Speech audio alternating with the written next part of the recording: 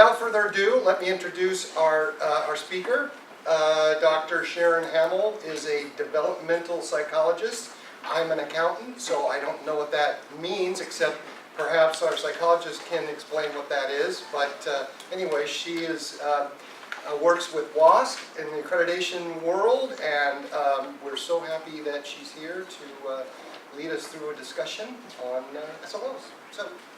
Well, good morning, and I also applaud you for being here on a Friday, and I laugh when I think about speaking to the choir.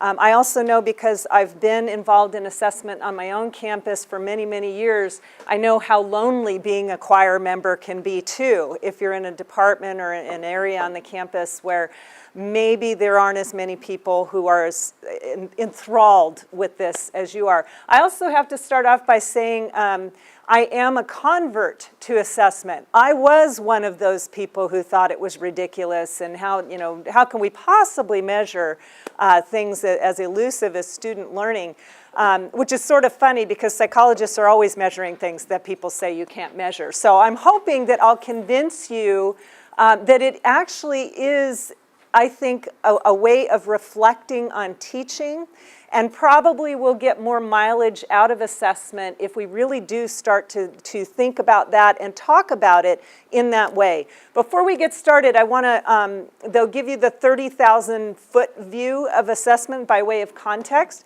I was at an ARC meeting, which is the Academic Renewal Conference that the WASC puts on, and I was sitting outside a session, and I was waiting to start. This older gentleman came and sat next to me, and he looked at me, and he says, "I'm going to start a university." And I looked at him, I said, "Oh, are you?" I said, how do you actually do that? And he says, "Well, in order to do that, my brother and I are going to do it.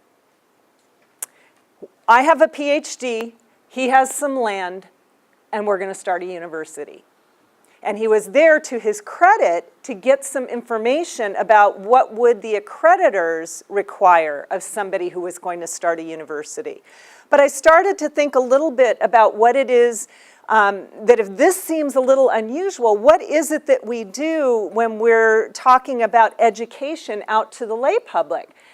We actually, at this point, as you all know, are under attack. The lay public and some people in government don't actually think much of education, in part because I think there's been this mystery that has surrounded it, that you go someplace for 2 years or 4 years and somehow you come out a different person, or that's what we preach, that's what we say.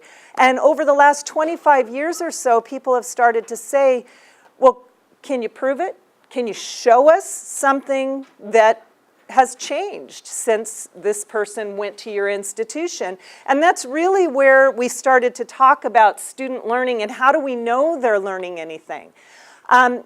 When I first came to being a professor, also this 30,000-foot view, and I'm thinking about what is an education, how do we get people to where we want them to be, I thought of images like this. I'm thinking, gosh, I'm going to sit in a classroom and I'm going to engage minds, and I'm going to, maybe not be Einstein, but I'm going to just have the answers for people and get them to this graduation time period, and then happy families will result because of everything that I've done for these people. And I am a developmentalist, which I'm a lifespan developmentalist, which means I study how people change over the course of the human lifespan. So I was super interested in this. I am really going to change who these people are. And then I found that really what I was doing was things like this. I'm sitting on the couch with my computer and drinking lots and lots of coffee, going to conferences, taking students to conferences, actually doing extracurricular activities like that was the Relay for Life, and we won the Spirit Trophy. We were doing this in honor of a colleague who had died of cancer, and his wife taught in my department. So this was part of what we do as instructors or educators.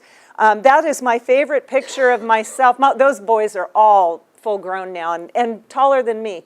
which is funny. But at the time, this is what I remember of being a faculty member, was going to conferences and dragging my kids and my husband and trying to present while, running out to change a diaper. That's kind of the reality of what it's meant to be a professor.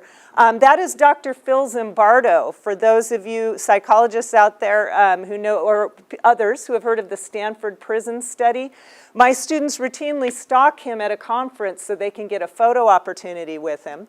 And then this person of this individual, I knew her when her name is Lisa Lim. She was an undergraduate with me. She had braces at the time. And today she has her PhD, and she's actually now working in our student counseling center, seeing our students and offering them mental health support. I just think that when we're teachers and we go into it, we have these grand ideas about what we think is going to happen when we get those students, but actually the reality starts to sink in and makes it a lot more difficult than we ever thought. So what really happens? You have class time versus real time. I am still, after 28 years of teaching, underestimating how long it's going to take me to grade some papers, constantly. Travel time, I know at a community college and certainly at the CSU, and especially for lecturers who are teaching at multiple institutions and having to be on freeways, that's getting in the way. Committee work, need I say more? To that, it's like you spend half your life in a committee. Department meetings, which can be fun if there's food involved, but sometimes not. Student advising, people, I love when I get the email, I don't know what to do with my life. Can I come in and talk to you? And I think, oh, this is not going to be a 10-minute conversation. Or sometimes, sitting in your office and nobody comes, but you've seen their performance on the test and you're wondering, where are they?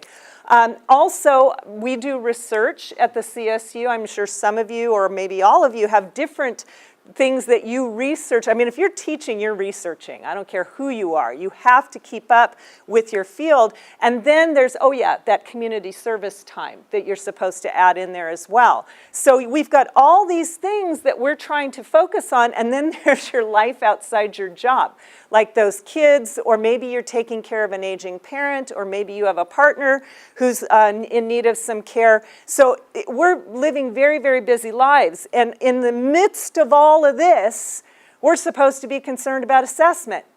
And I think that's where part of the problem lies, is we look at the nature of the job, and then it feels like, I don't know how many Monty Python fans are out there. You remember One More Thin Mint, and then he explodes? That's exactly what it's like. What happens then when we don't have any time for reflection is we start looking like this guy, Bueller. I come in, I have my checklist, I can walk up to the computer and I can rattle off for 50 minutes, and then I go out the door, and it becomes very off-putting, let's put it that way, for everybody. Sometimes you walk out of class and think, I even bored myself with that one. But hey, I got through the 50 minutes, and so we start getting more into this when really what we want to do, we want to go back to those ideas where we're inspiring people, where we say some things, we engage students in ways that is going to make them want to learn more. And we have to think that whoever we're working with assessment is having to balance that desire against the reality of the job. But I am a convert. I absolutely believe it can happen, and I'll later on show you what it is that made me convert to this way of thinking. I often hear this: who has time to sit around and reflect on teaching? When I went into teaching, I actually thought that's what faculty did. You only teach a class 3 hours a week. Couple of classes, then you go sit and have coffee and talk, big heady thoughts and what's the meaning of the world, and then you think, no, I hardly have time to go to the bathroom during the day. So we have to recognize, no matter what we do with assessment, the reality has to be at the forefront. And anybody who says otherwise is going to end up failing, because faculty will tell you that it's impossible. And what we're doing here today is saying, no, it's highly possible, and it's really needed, but we need to do it in a way that makes sense for our schools that we're teaching in. And what works at my school may not work here. So you need to really create your own custom assessment. So key issues that your SLO team asked me to focus on are things like that you probably will hear, or maybe secretly you feel some of this yourself. What are student learning outcomes, and why can't we just use grades? How do learning outcomes relate to anything we do, in particular in our curriculum?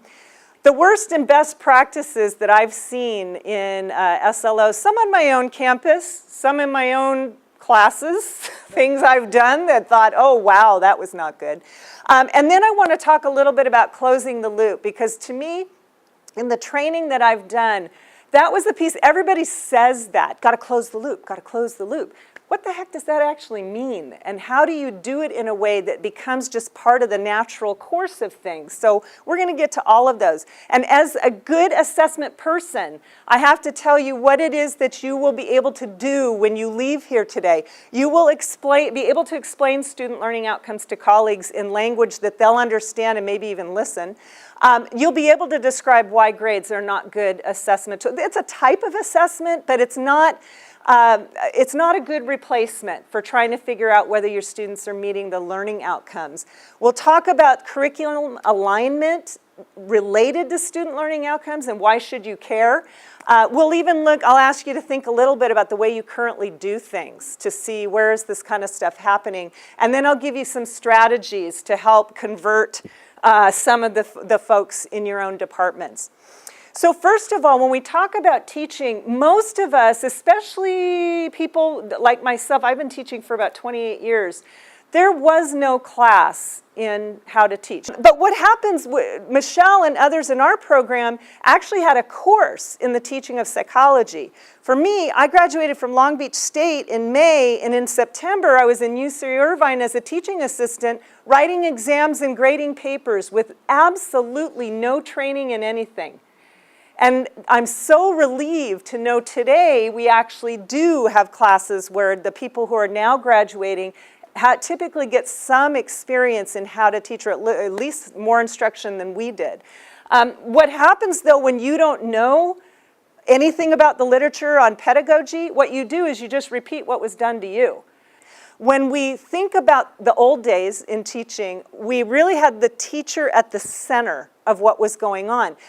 How many times have you been assigned a new course and the first thing you think is, what do I have to cover? And then you think, how do I do it in 15 weeks? And hopefully I've picked a textbook that has 15 chapters, because that makes it really easy to know what I need to cover. I'm just giving here a confession. How much information is enough information? I think back to my first year of teaching, I did not shut up. I just got in there and like a motor mouth went crazy, and I think I never stopped to take a breath. I never stopped to ask a question. I just saw a sea of glazed eyes and kept going because gosh darn it, that's the way I was taught.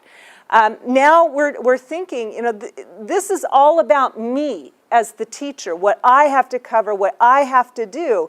The new way of thinking about things is really a learner-centered paradigm, and we're saying, let's put the students at the center. What should they know, be able to do, and value when they leave? I'm teaching a class in risk and resiliency for children and adolescents this semester, and this is the beauty of having taught for so many years and having tenure and being a full professor. I went in and I said, people, I know most of what I'm going to say, you're going to forget. But there are a couple of key things that I guarantee you're going to walk out of this classroom, and when you become a teacher or a social worker, these are the things that are going to stick with you.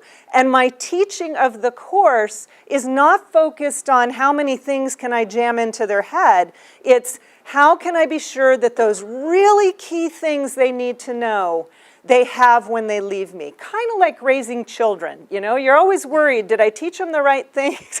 You watch them drive away and you say, oh, please let him be able to balance a checkbook. I hope he can do that. There's certain key things that we want them to know that we say, if I can get them here, I've done my job. And rarely is it, if they can memorize my textbook, I know I've done my job. I mean, that ends up being, very fleeting kinds of information that they never use, never value. So when we talk about student learning outcomes, it's really taking a break, stopping and saying, what are the most important things that I want these students to walk away with, whether it's at my course level, the level of the program or the degree. No matter what level it is, what is it that I want them to take with them?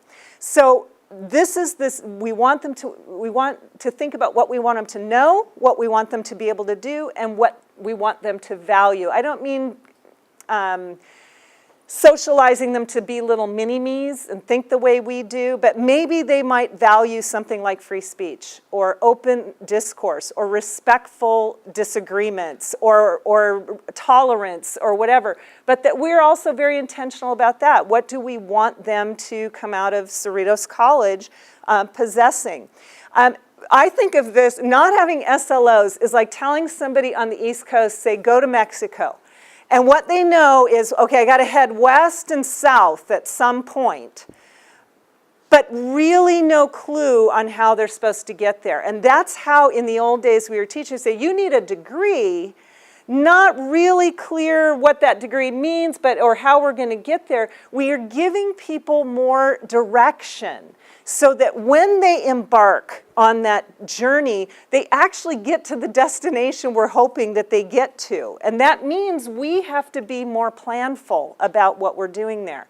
So I mentioned you have the institutional level, the program level, and the course level. And really, if you align everything, what you do at the course level will roll up to what you do at the program level, which will then roll up to what you do at the institution level. I believe eLumen and other programs like that help you to actually do this. I know that sometimes when we start talking about multiple levels of SLOs, faculty respond by, oh my gosh, we've got 5 in the department, now they want us to look at another 5. If it's a really coherent curriculum and it's well thought out, it shouldn't be a lot of extra stuff. Rather, what's going on every day in courses is rolling up to the important things for the programs and the important things for the degree. And that just means planning. It doesn't mean that you have to go and recreate the wheel. It means thinking about what you're doing and planning thoughtfully on how you're going to have students get there. So this is one of my favorites. Why can't we just use grades? That's an assessment. That is an assessment. But here's an example of what a grade wouldn't tell you. John Doe, Mary Jane, and Roger Lane all end up with the same number of points in the class. But what do you see? Okay, so John is an awesome participator. You all know that student, right? Always has the hand up first. What else do you know about John? Right. He doesn't take tests very well. Or he doesn't take tests very well, or he doesn't know the concepts. What's Mary doing, man? She looks kind of strong, doesn't she? Well, we're looking exams and participations. She's probably one of those setting the curve in those domains, but what's she having trouble with? Writing, absolutely. And then you've got Roger, who's kind of across the board, and that's probably not adding up right, but that's Sharon's problem. What you see when you start breaking grades down, and you all know this, you'll say, oh my gosh, here's my person that I get this perception that they're a better student than they are. Why is that? Well, they're doing really well on exams, but they can't write a paper and it drags the grade down. When you start to look at assessment by the different kinds of activities, and then even within the activities, student writing, what do students have trouble with writing? All of it, okay. Yeah, everything. Okay, everything, all of it. So, do you ever have a student that did a great job on content, really has the content you were hoping for, but the organization isn't so good? How do you grade that? Because you want to say, gosh, you really nailed the content, but it's hard to understand what you were talking about. Or the organization's great, but the sentence mechanics are terrible, and it's making it difficult for you to understand the paper, but you believe the content's there. When we break things down into component pieces, now we can see where are the problems. I've learned, by the way, with writing, I love to help students with writing, I've learned that they need a lot more support, even at the senior level at the university, a lot more support in terms of how do you organize a logical argument. I have to remind them of things like, please use topic sentences in your paragraphs. taking some time to break it down so I know the kind of instruction that I need to give them. I don't need to just say, well, write a paper, go to the writing center for help. I can actually break it down a little bit and anticipate the things that are going to give them trouble. So then I can take a little bit of class time to help them with that. And I know sometimes when I first started, I said, they should know this by now. I shouldn't have to waste my time teaching. Well, after 28 years, guess what? Yes, you do. And if you want to get them to be good writers, then you have to invest some of the time to help them get there. And that's part of that aligning your own attitude and behaviors with the goals of your course.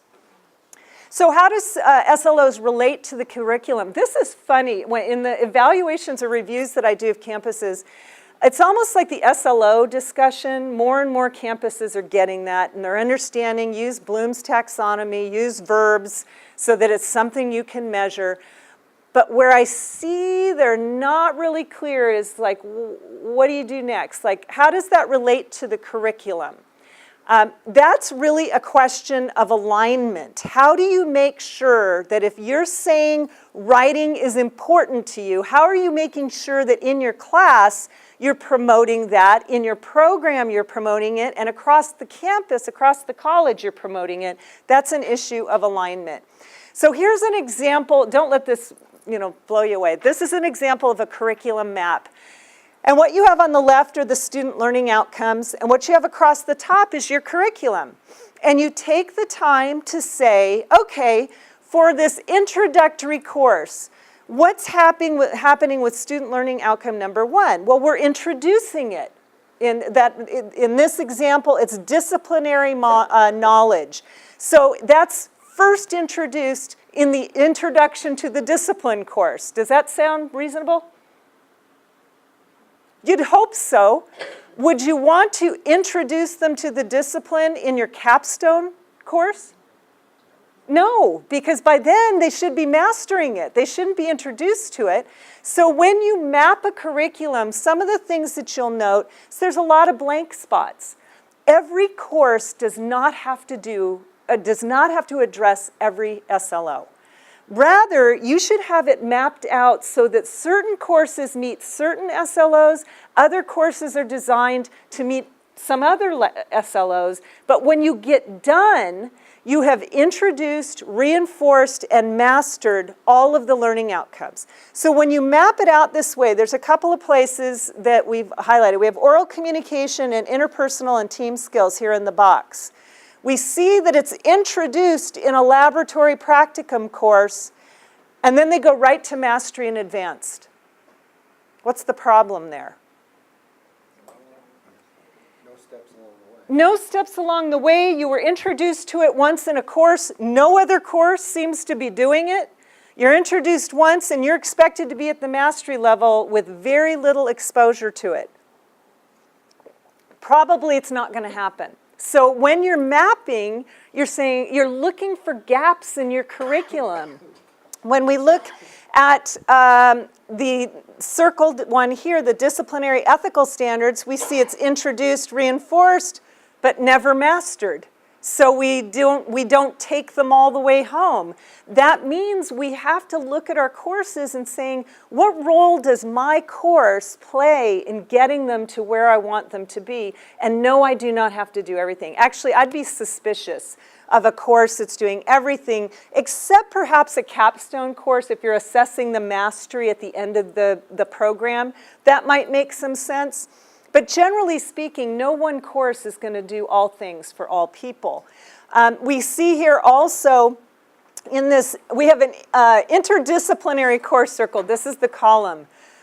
What do you notice there? It's introduced in, and they talk about the disciplinary knowledge as part of the interdisciplinary course.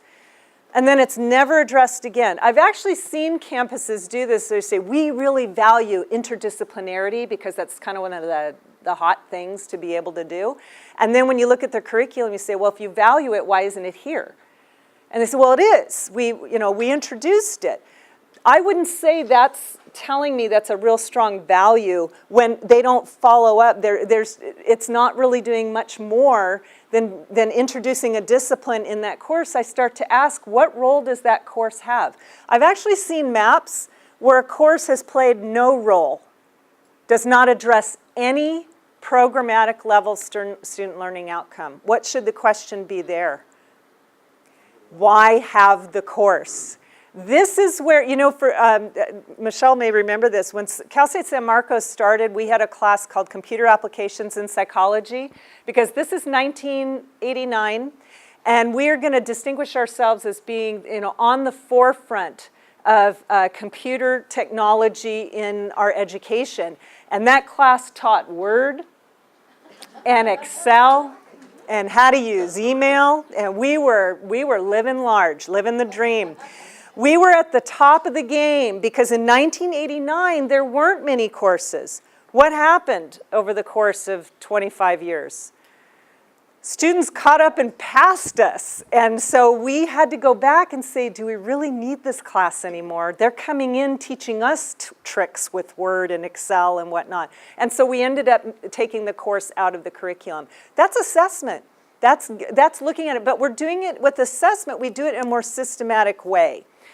Let me tell you about some of the worst and best practices with SLOs. I had a little fun with this. So worst practices, too many SLOs. Part of getting people to realize you don't have to have an SLO for everything. It's to go up a level of abstraction and say, what exactly is it that we want them to know? SLOs that can't be measured. My pet peeve, the word understand. Students will understand. Or appreciate's another one. They don't appreciate it. And they probably don't even understand it. Because if you're saying students will understand X, Y, or Z, you haven't really told us anything. How do you know they're going to understand it? Well, if they can explain it, if they can describe it, if they can identify it, if they can evaluate it, if they can analyze it, now I know what you're talking about. But if you're saying students will understand, right there, it needs to be rewritten, because you won't understand how to assess it if you can't measure it. SLOs that are not addressed in the curriculum. That one's a good one. That one's a painful one. But you do find, when they do the map, you say, wow, you have an SLO here that you say is so important, and yet there isn't a course in your curriculum that's addressing it. So why not get rid of that SLO? Maybe it's really not as important to you as you would like to think that it is. SLOs that no one knows about. That's kind of fun. What happens, I think it's less likely these days that there are SLOs people don't know about, except when SLOs change. On my campus, every year we have to report, did you tweak anything? Did you change anything? Because sometimes websites carry old information, and then you get multiple sets of SLOs, and nobody's quite sure. And you're asking yourself, if those are supposed to be guiding what you're doing with students, there shouldn't be any confusion. It should be very, very clear where they are and what they do. Written years ago, in different times, by people who no longer work here. And so nobody knows what they actually mean. This actually just happened in the psych department a little while ago, that we pulled up an SLO that I can remember when we wrote it. You know how when you get faculty together, we all wordsmith things, and we get the keywords like critical thinking has to be in there somewhere, and we massage it until it's this sentence that just reads really well, and it sounded good at the time. And then years later, maybe, when you have to actually assess it and you pull it up and you have a discussion about what does this actually mean, but the person who was most involved in it has retired, and so nobody's quite sure, then you ask yourself, how likely is it that anybody's teaching that SLO? Or teaching it in a way that's meaningful if you don't remember what it was about. And this happens more often than you think. That's why it would be really important to periodically, we're asked to review our SLOs every year. And that we're just told, let us know if something's changed. But to have some real thoughtful analysis, usually where you decide that an SLO is not working is when you've tried to assess it and it didn't work out so well. Then you go back and say, we really need to rewrite that SLO. That's not a failure, that is assessment. You're constantly reevaluating, where are we now? And do we still believe this, or are we switching gears?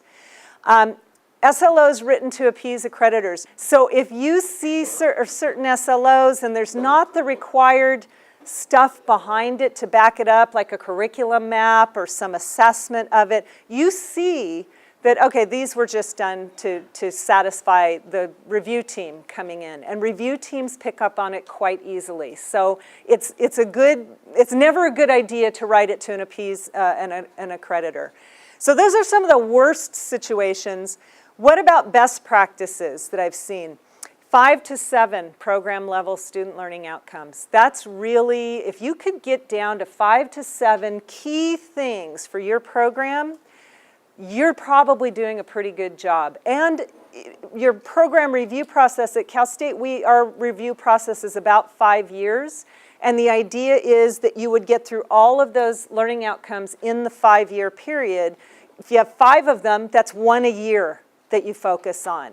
And then you go through the whole cycle and you report, and then you just perpetually keep going through the cycle. That's manageable, 5 to 7. 18 is not manageable, and things start falling apart. Stated in measurable terms, using verbs, using Bloom's taxonomy. It does make you think about it more deeply, but that's part of the process in assessment, is not just what are the students learning, but you as a teacher, what are you trying to teach? And how will you know that you got there? Making sure that the SLOs are addressed by specific courses in the curriculum and in the appropriate order. If you have something that should be mastered, that course should not be coming earlier than the courses that are going to reinforce it. You should make sure that first they get introduced, then they get reinforced, and then they get mastery once they move to the top of or finishing up the degree. Increasingly more advanced performance. You don't want to start with introduction in a capstone course. You want to assume that they have gone ahead and been introduced to it and moved to more advanced levels. They should be understood by everyone. They should not be so difficult that you can't discern what that means. I'll tell you, we have a new CHAD program, Child and Adolescent Development, and we had a student learning outcome that said that students would be able to describe the contributions of the family, the neighborhood, and the school to development. So looking at environmental influences on development. And when we tried to measure it, it was a disaster. It really, we got data, but we looked at it and said, this really doesn't even make any sense. So then what it did is it prompted a discussion amongst the faculty. Well, what do you mean when you say you want to teach them about the influence on the family? And we ended up having the kind of discussion we all thought we were going to have before we became teachers. The time to reflect. What do we mean? What's important? What theories do you teach? I don't know. What theories do you teach? And we were able to have that in-depth conversation, recognizing next time we go to assess this, we're going to have a much better idea ourselves about what it is we should see. That's not a failure in assessment. That's good assessment because you're constantly learning yourself. They should be reviewed and revised periodically. Like I said, on my campus, we get an opportunity every year to do it. Other campuses, not so much, but it should never be a one and done. We have the SLOs, we can now move on with our lives. No, you have to keep looking at them periodically because things change. So once we have our SLOs and we've aligned our curriculum so we know that we're meeting, at least addressing the SLOs each step of the way, now we get to close the loop. And this is one of my favorite pieces because a lot of us don't know what we're talking about when we're talking about closing the loop, but we know we're supposed to do it. Here are some common strategies to the way people close the loop. You've identified your learning outcomes, you measured things, you wrote the nifty report, and now you're done. And when we're focusing on the products of assessment, like I have the binder that has the stuff that we can show the administrator, you're not really doing meaningful assessment because you're not doing anything with the data. So just because you can put it in a binder or file it in the cloud somewhere, doesn't mean you're closing the loop, because probably no one's going to look at it. Common strategies about communication. This is a real, when we say to people, how did you close the loop? This is what we often hear. We need to talk about it. So we had to set aside times to talk about it. And this is how it happens. So at the department meeting, and some poor sap that's done the assessment is trying to get everybody excited. I'm usually the poor sap. Trying to get people excited about what we found.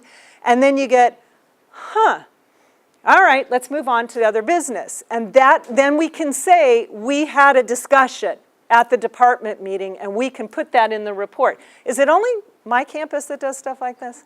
Or you can go up a level, go to the college or senate meeting, and maybe they've given some time to talk about assessment there, and then you get, all right, on we go. And we see this repeatedly across many campuses, and they'll say, we did close the loop. We talked about it.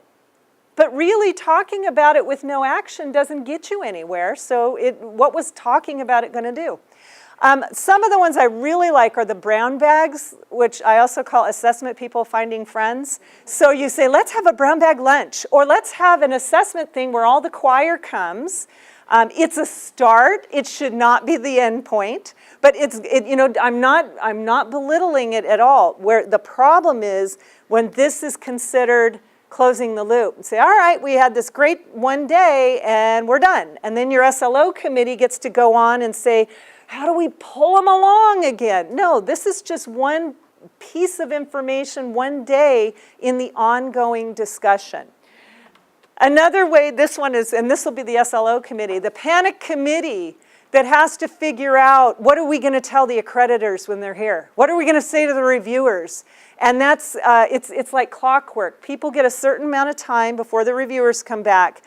And about 2 years before the reviewers come back, the panic sets in, right? Even though communication is an important part of this, if this is where you stop, that's not closing the loop. Nothing's happened. So then we get into the literature on the closing the loop. And they talk about assessment loops. And if you look at that, I also would think that's sort of circling the drain in a way too, isn't it? Where you just keep going around and around and around. Or it's like if all of you meet next week or meet every Friday for the next year, and it just stays in here, and you just keep circling and circling. You guys are going to end up being really good at assessment, but how is it going to translate out there? And so the assessment loop can get into an endless loop that doesn't go anywhere. There are other people that talk about assessment spirals, where it spirals up. I don't care for that either because it doesn't seem to ever come back down. The focus is on moving things up the food chain, but really you've got to have a bi-directional discussion going on all the time about curriculum and resources. That's usually where it comes in. So without careful consideration, you end up with a situation like this, and then people get really frustrated because you've taken a lot of time to measure things, to identify things, to align the curriculum, but you feel like you're running in place. Nothing's changing, and that gets frustrating for people. So you want to think about what happens to your assessment data. This is actually a great, Walford has a great book, very, very easy, kind of step-by-step, how to do assessment and close the loop. But Walford talked about the different levels of data generation, digestion, and decision makers. So the data generation, that's where I think most campuses are. I see lots and lots of data being collected, often not very good data or data that doesn't go anywhere. So maybe in your department you see the data and there you go. Who considers the data that you've created? Where's the digestion of the data going on? It should go on in your departments, but it needs to go on beyond that. Who else is digesting this information? And ultimately, the people making decisions about resources, faculty hires, those kinds of things, should have some information about the programs in order to make those decisions. Otherwise, it becomes decision-making that's not based on any data. it's sort of a whim, like, well, gee, haven't given this department a hire in a while. What kind of a psychologist should we give them this time? Maybe if we could demonstrate that, hey, we've been doing this program, we've aligned it, we have learning outcomes, and we've recognized that really the best kind of hire we could have would be an industrial organizational psychologist, because that person would help us to build courses that would fill in gaps in our curriculum. Now you're asking for a hire based on data, and you can back it up. This is where faculty buy in, by the way. If you tell them, hey, we might be able to argue effectively for an additional hire in our department if we can show that there's a gap here. So when you look at this, you ask yourself, at Cerritos College, who are the data generators? Who are they?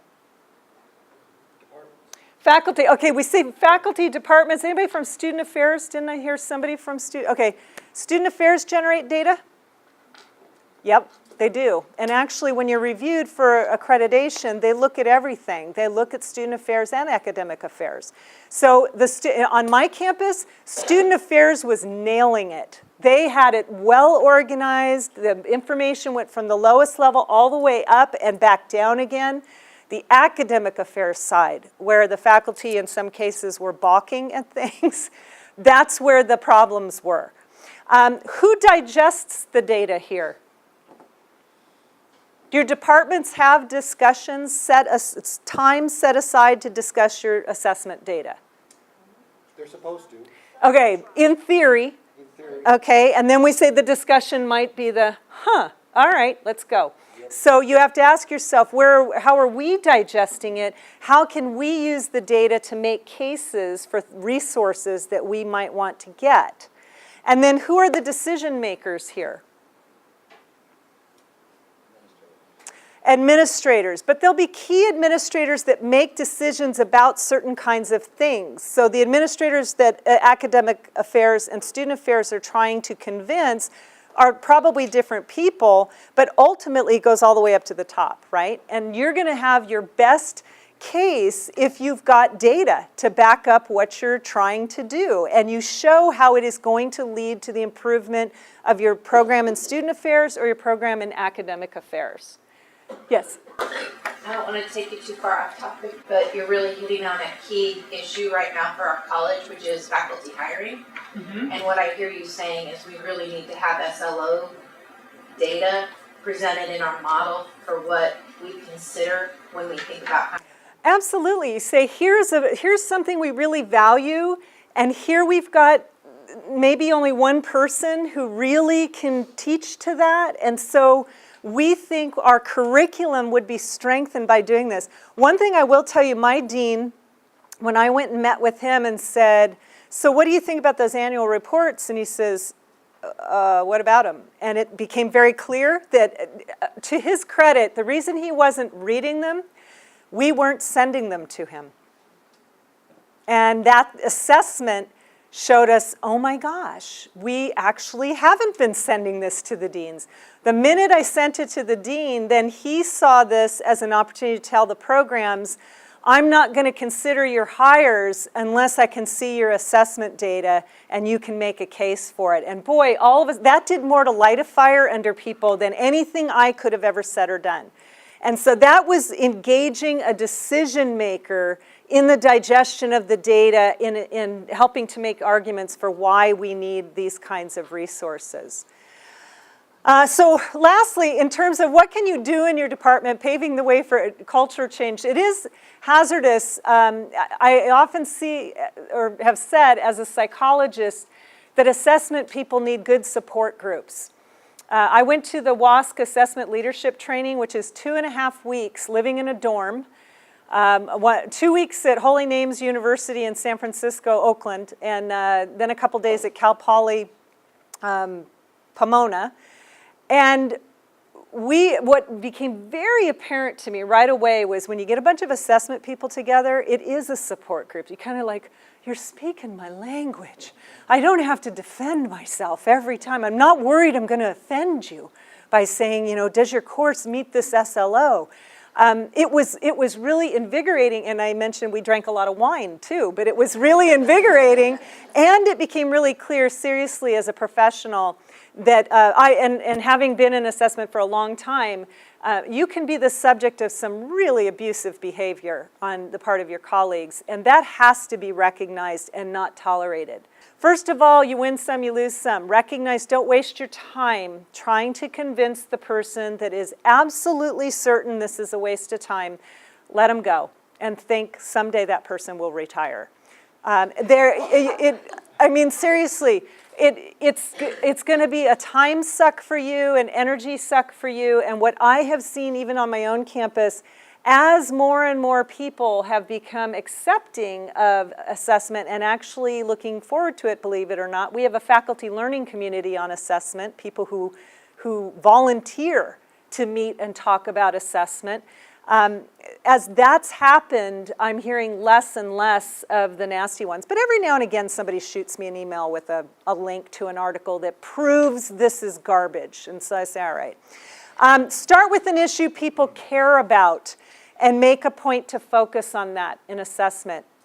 I'm going to show you, this was the thing that converted me, the APA style reference. A number of years ago in my department, the developmentalists were lamenting the fact that those students come into our upper division lab class and they can't even cite appropriately in APA style. It is not that difficult. It's a cookbook. We've been teaching them for years. They're juniors and they can't do it.